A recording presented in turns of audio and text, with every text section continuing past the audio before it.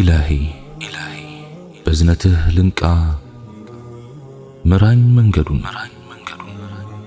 انداوك أسجلين ليازو جمل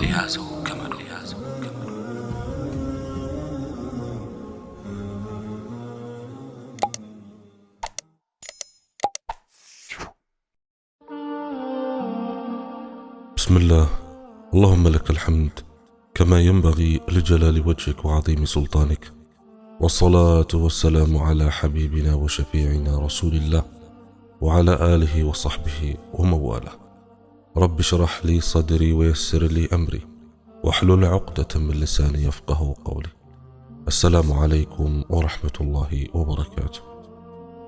ጋብቻ በሁኔታው እንደ ባርነት ነው። ሚስት ሙሉ በሙሉ ባልዋን መታዘዝ ይኖርባታል በወንጀል እስካላዘዛት ድረስ። በዚህ ዙሪያ በርካታ ሐዲቶች ተላልፈዋል። ባሏ ከርሷ ወዶ የሞተች ማንኛውም ሴት የጀነት ናት ተብለዋል። ኢብኑ ማጃህ ዘግበውታል። በሌላም ሐዲስ አንዲት ሴት 5 ወቅቷን ወይም ሶላቷን ከሰገደች፣ ወርዋን ወይም የረመዳንን ከጾመች፣ ንጽህናዋን ወይም ብልቷን ከጠበቀች፣ ባልዋን ከታዘዘች የጌታዋን ጀነት ገባች ብለዋል።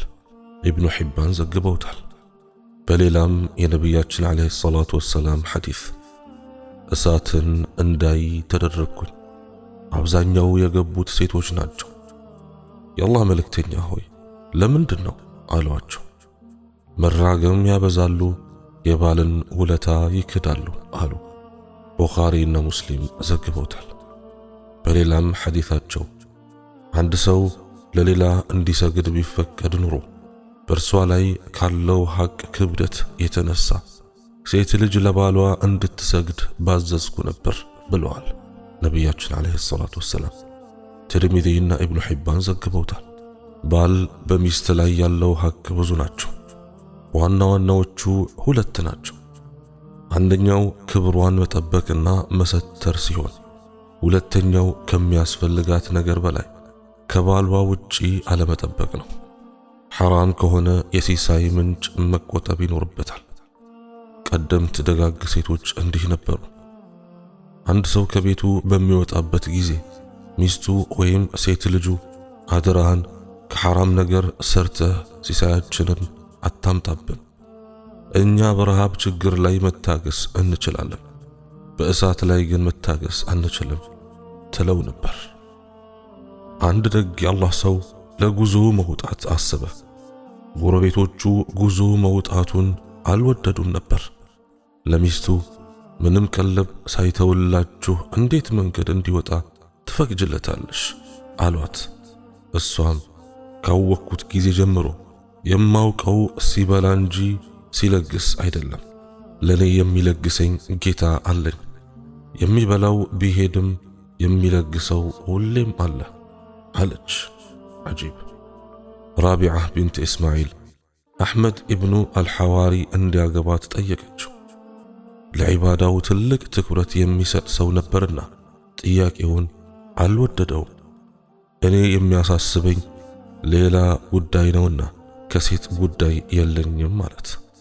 እሷም እኔም የራሴ አሳሳቢ ጉዳይ አለኝ፣ ለስሜት ግድ የለኝም፣ ነገር ግን ባሌ ሲሞት ብዙ ገንዘብ ወርሻለሁ፣ ለወንድሞችህ እንድትለግስ እፈልጋለሁ፣ በአንተም አማካይነት ደጋግ ሰዎችን እንዳውቅና በዚያም ወደ አላህ መንገድ እንዲሆነኝ እሻለሁ አለች። እሱም መምህሬን ላስፈቅድ አለና ወደ ሱለይማን አደራኒ ተመለሰ። እንዳላገባ ይከለክለኝ ነበር፣ ከወዳጆቻችን መካከል ያገባ አንድም የለም፣ በሁኔታው የተቀየረ ቢሆን እንጂ ይል ነበር። የእሷን ንግግር በሰማ ጊዜ ግን አግባት፣ እሷ የአላህ ወልይ ናትና አለ።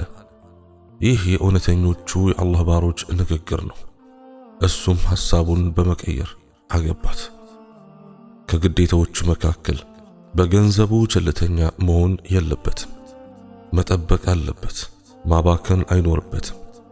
ወላጆች ደግሞ ከባሏ ጋር በምን መልኩ መኖር እንዳለባት ሊያስተምሯት ይገባል። ከአስማ ቢንቱ ኻሪጃ አልፈዛሪ እንደተወራው ልጇን ስትድር እንዲህ አለቻት፣ ካደግሽበት ቤት ወጥተሽ ወደማታውቂው ቤት ሄደሻል።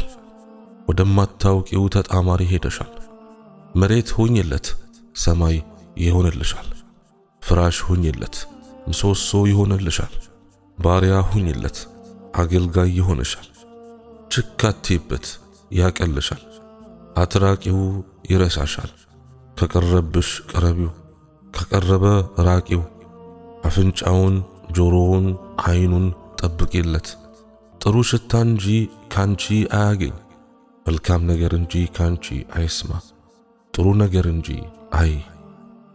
በአጠቃላይ ሴት ልጅ ሊኖራት የሚገባት ስርዓት በቤቷ ውስጥ መቀመጥ የምታበዛ፣ ያለ ምክንያት መውጣት የማታበዛ፣ ከጎረቤቶቿ አንጻር ምላሷን የምታሳጥር፣ ግድ ለሆነ ነገር እንጂ ወደ እነርሱ የማትገባ፣ ባሏ በአካባቢው የሌለ እንደሆነ ራሷን የምትጠብቅ፣ በሁሉም ነገር ውስጥ እሱን ለማስደሰት የምትጥር፣ በአካሏም ሆነ በገንዘቡ ጉዳይ ላይ የማትክደው፣ ያለ ፈቃዱ ከቤት የማትወጣ፣ በፈቃዱ የወጣች እንደሆነ ስርዓት ባለው ሸሪዓዊ መልኩ የምትለብስ፣ በመንገድም ሆነ በገበያ ከወንዶች ጋር የማትቀላቀል፣ ለባዕድ ወንድ ድምጿን የማታሰማ፣ በቤቷ ጉዳይ ትልቅ ትኩረት የምትሰጥ፣ ሰላቷንና ጾሟን ችላ የማትል፣ ባሏ በሌለበት ወንድን ቤቷ የማታስገባ፣ አላህ በሰጣት ሲሳይ የምትረካ፣ የባሏን ሐቅ ከራሷም ሆነ ከዘመዶቿ ሐቅ የምታስቀድም፣ ሁሌም ቤት ውስጥ ንጽህናዋን የምትጠብቅ፣ ለልጆች አዛኝ የሆነች፣ ሚስጥሯን የማታባክን፣ ልጆቿን የማትራገምና ከባሏ የማትመላለስ መሆን ይኖርባታል። እንዲሁም ለመጥቀስ ያክል በውበቷ ባሏ ላይ የማትመጻደቅ፣ የባሏን ገጽታ የማትጠየፍ መሆን ይኖርባታል። ከአልአስማዒ እንደተወራው ወደ ገጠር ሄድኩኝና አንዲት እጅግ ቆንጆ የሆነችን ሴት እጅግ መልከጥፉ የሆነ ወንድ አግብቷት አገኘሁ።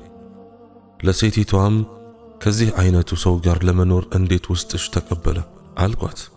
እሷም ዝም በል፣ ንግግርህን አስተካክል፣ ምናልባት በእርሱና በፈጣሪው መካከል ያለውን ነገር ስላስተካከለ ይሆናል እኔን ለሱ የሰጠው። ምናልባት በእኔና በፈጣሪ መካከል ያለው ሁኔታ መጥፎ ስለሆነ ይሆናል እሱን ለኔ የሰጠው። እንደ ቅጣትና ምንዳ አላህ የሰጠኝን መውደድ የለብኝም ብላ ዝም አሰኘች። ሌላው ደግሞ ባሏ በሌለበት ስርዓት ያላትና ቁጥብ፣ እሱ ሲመለስ ደግሞ ተጫዋችና ፈታ ያለች መሆን ይኖርባታል። በምንም መልኩ ባሏን የምታስቸግር መሆን የለባት። እሱ በእርሷ ላይ ካለው የጋብቻ ሐቆች መካከል የሞተ እንደሆነ 4 ወር ከ10 ቀን በላይ በእርሱ ጉዳይ ማዘን እንደሌለባት፣ ሽቶና መኳኳል መራቅ እንዳለባት ነው። እስከ ዒዳ ማብቂያ ድረስም ከቤቷ መውጣትና ወደ ቤተሰቧ ቤት መግባት ለጉዳይ ካልሆነም መውጣት የለባትም። ሌላው ቤቷን በተቻለ መጠን ማገልገል እንዳለባት ነው።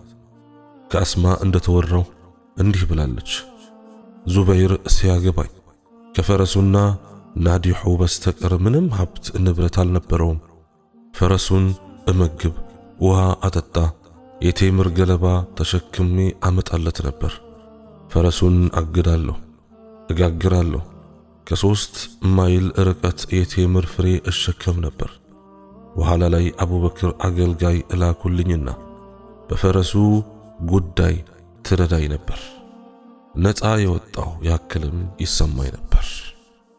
አላህ ስብሓነሁ ወተዓላ ሐቆችን የምናከብር ያድርገን። اللهم إنك عفو تحب العفو فاعف عنا. اللهم هب لنا من أزواجنا وذرياتنا قرة أعين واجعلنا للمتقين إماما. اللهم اغفر لنا جميع ذنوبنا فإنه لا يغفر الذنوب إلا أنت. اللهم قلت وقولك الحق ادعوني أستجب لكم. فها نحن يا الله ندعوك بالهداية والمغفرة والصلاح والإحسان والإخلاص برحمتك أرحم الراحمين.